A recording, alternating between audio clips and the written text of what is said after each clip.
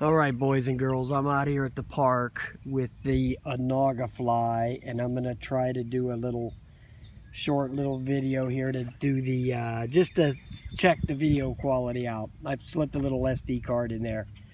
Listen, I'm not gonna do the whole hat cam thing with the microphone and all that crap. I'm just gonna take it up and show the video from the quadcopter. So if it crashes, you'll know it because you'll see it crash in the video. All right.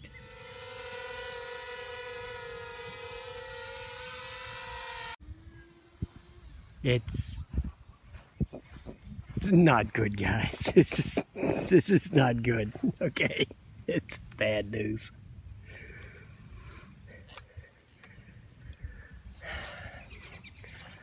You know, like I said in the unboxing video, I knew when I bought this thing there was a 98% chance it was going to be a pile of shit, and I was right. Okay, first of all, I've had this thing on for like at least 7 minutes turned on, and not one GPS satellite has come in, not one.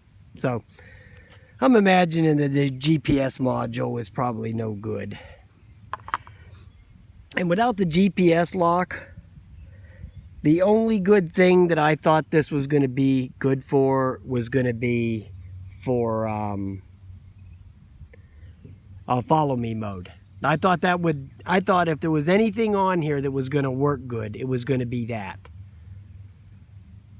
But without the GPS coming in, that's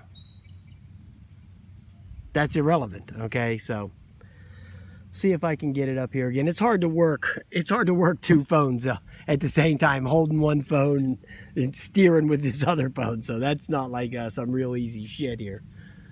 All right, let me try to get it back up. But there's still no satellites, you know. So we'll see.